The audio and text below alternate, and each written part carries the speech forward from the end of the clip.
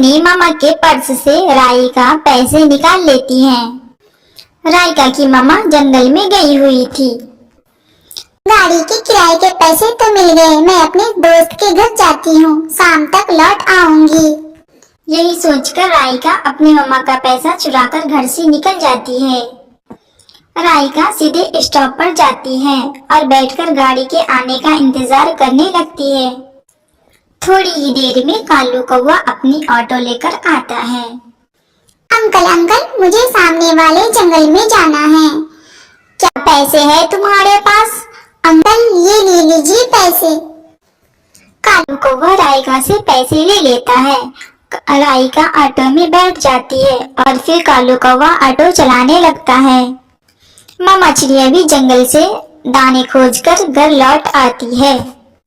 ये राइका कहाँ चली गई है? मैंने राइका से कहा भी था कि तुम घर पे ही रहना, फिर भी वो शायद पड़ोस के बच्चों के साथ खेलने चली गई है। फिर मामा चिड़िया राइका को ढूंढने के लिए अपने पड़ोसी मिट्टू तोता के घर जाती है।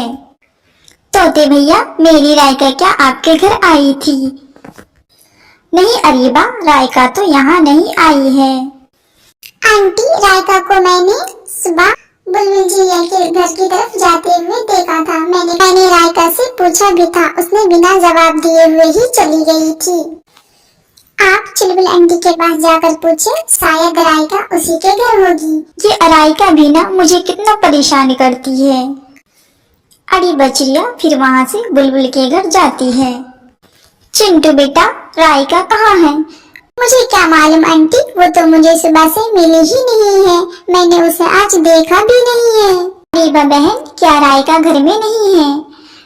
नहीं बुलबुल भैया, जब मैं जंगल से खाना लेकर आई तो राइका घर में नहीं थी, ना जाने कहाँ चली गई है। मुझे बिना बताए हुए ही कहीं चली गई है। मुझे तो बहुत टेंशन हो रही है राइका की। अरीबा आंटी, राइका मुझे बता रही थी कि सामने वाले जंगल में उनकी एक सहेली रहती है, वो उनसे ही किसी दिन मिलने के लिए जाएगी। नहीं नहीं बेटा, वो अकेले वहाँ नहीं जा सकती है, उन्हें तो उनके घर का पता भी मालूम नहीं है। अरीबा चिड़िया थक हार कर परेशान होकर अपने घर वापस लौट जाती है। लो भाई, आ गया सामने वाला जंगल। राइका चिड़िया ऑटो से नीचे उतर जाती है और ऑटो चला जाता है। मेरी दोस्त का घर इस तरफ है या फिर उस तरफ? पहले तो इधर ही था, शायद इस पहाड़ के पीछे होगा। मैं पहाड़ के उस तरफ जाकर देखती हूँ। राइका पहाड़ों की तरफ उड़ती है। शाम हो गई थी, लेकिन राइका अभी तक रास्ते में ही उड़ती फिर रही थी। राइका उसी जंगल के एक चिड़िया से पूछती है, चिड़िया आंटी, मेरी दोस्त फाख्ता का घर किधर है? चिड़िया राइका की बात सुनकर हंसने लगती है। बेटा राइका, मुझे क्या पता आपकी दोस्त का घर किधर है। बेटा, आप अपनी दोस्त के बाबा का नाम बताएं। क्या नाम है आपके दोस्त के बाबा का? मेरी दोस्त के बाबा का नाम तो मुझे नहीं मालूम है। बेटा, फिर मैं कैसे बता सकती हूँ? आप कहाँ से आए हैं? मेरे घर के पास नदी है, मैं नदी वाले जंगल से आया हूँ।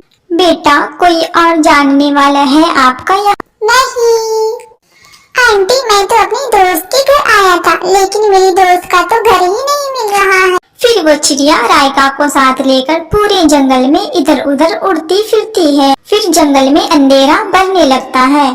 फिर चिड़िया और फिर राइका से कहती है, बेटा अब तो बहुत रात हो गई है, आप चले मेरे साथ मेरे घर में रह ले। इतनी रात में आप अकेले बाहर कहाँ भटकेंगे? राइका रोने लगती है। आप मुझे कुछ कहेंगी तो नहीं? नहीं बेटा, इसीलिए तो मैं आपको अपने साथ लेकर जा रही हूँ, ताकि कोई भी आपको कोई नुकसान न पहुँचा सके। चिड़िया फिर राइका को लेकर अपने साथ घर चली जाती है। यहाँ मामा चिड़िया बहुत परेशान हो रही थी और फिर मामा चिड़िया का ध्यान अपनी पर्स की तरफ जाता है। पर्स खुले हुए पड़े थे। मामा चिड़िया फिर पर्स की तरफ जाती है। राइका बेटा, ऐसा कैसे कर सकती है? अगर वो पैसा लेकर गई है तो सच में कहीं वो अपनी दोस्त के घर ही ना चली गई हो। फिर अरीबा चिड़िया जल्दी से अपने घर से निकलती है और ऑटो स्टॉप पे जाकर खड़ी हो जाती है। काफी देर तक इंतजार करने के बाद वहाँ कोई गाड़ी भी नहीं आती है। शायद रात का ज्यादा वक्त हो गया है, इसीलिए यहाँ कोई गाड़ी नहीं आ रही है। मैं उड़कर ही अपने पंख पे भरोसा करके जाती हूँ।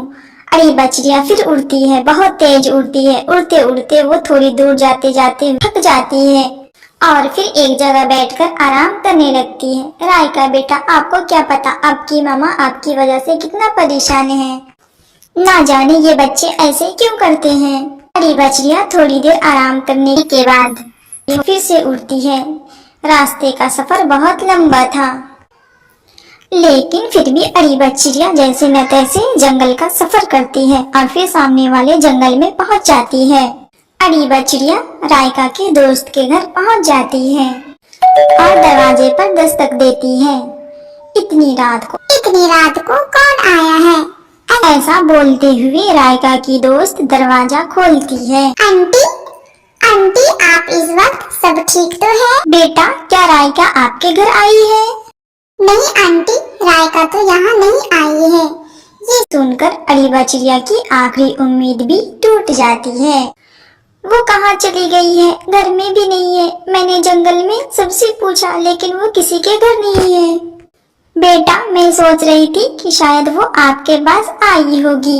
आंटी आप अंदर चलिए। राइका की दोस्त अरीबा चिड़िया को अपने घर ले जाती है। सुबह होने ही वाली है, मिल जाएगी राइका, आप टेंशन ना ले आंटी। आंटी आप बिल्कुल भी घबराइए नहीं, मिल जाएगी राइका, यहीं कहीं होगी। बेटा, मेरा दिल बहुत घबरा रहा है। राइका तो आज से पहले बिना बताए हुए और बिना मुझसे पूछे हुए कहीं भी नहीं गई थी। फिर सुबह हो जाती है और अरीबा चिड़िया राइका के दोस्त से कहती है, बेटा मेरा दिल बहुत घबरा रहा है, कहीं ऐसा न हो कि मेरी राइका को चील उठाकर ले गया हो। आंटी हम पहाड़ों पर जाकर छुपकर देखते हैं कि अगर चील ने राइका को पकड़ा होगा तो चील के घर के आसपास राइका के पंख जरूर होंगे। छोटी चिड़िया, मुझे तो बहुत डर लग रहा है। फिर अरीबा और छोटी चिड़िया दोनों पहाड़ों की तरफ जाती हैं। राइका बेटा, लो नाश्ता कर लो, नाश्ता करने के बाद मैं फिर आपको आपके घर छोड़ आती हूँ।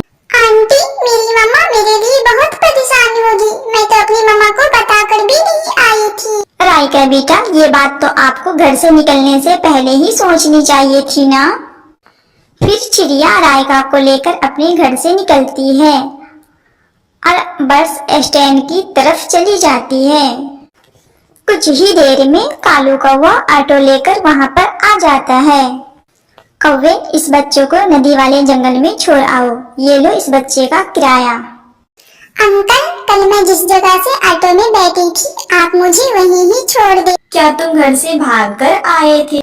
नहीं नहीं, मैं यहाँ अपने दोस्त के घर आई थी। फिर कालू कौवा राइका को अपनी ऑटो में बिठाता है और ऑटो चलाकर नदी वाले जंगल में आ जाता है।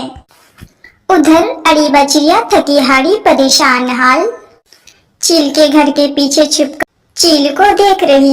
आंटी चील तो वो बैठी है और अपना खाना बना रही है।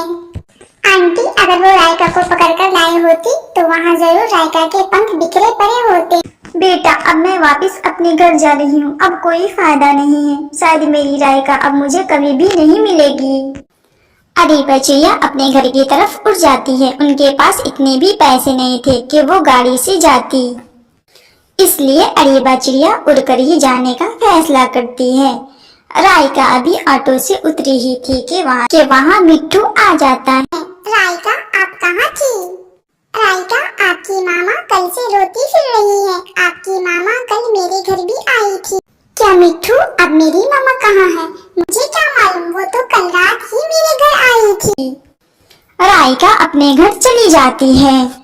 घर का दरवाजा बंद था, इसीलिए राइका अपने घर के बाहर बैठकर अपनी मामा के आने का इंतजार कर रही थी। अरीबा चिड़िया उड़ते उड़ते थक जाती है और थकी हारी जब अपने घर के करीब पहुंचती है तो दूर से ही अरीबा को घर के बाहर बैठे हुए देख लेती है। अरीबा चिड़िया पहुंचते ही राइका को गले से लगा लेती हैं। कहाँ चली गई थी आप राइका? मैं तो आपको ढूंढ ढूंढ कर थक गई थी। मम्मा मुझसे बहुत बड़ी गलती हो गई, मैं आपको बताए बगैर ही अपने दोस्त के घर चली गई थी।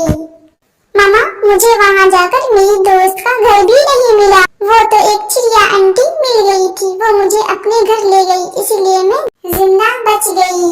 राइका बेटा, आपको पता है मैं पूरी रात उड़ती फिर रही हूँ, कभी यहाँ तो कभी वहाँ, तो कभी उसके घर, तो कभी उस जंगल में, तो कभी उस पहाड़ पे।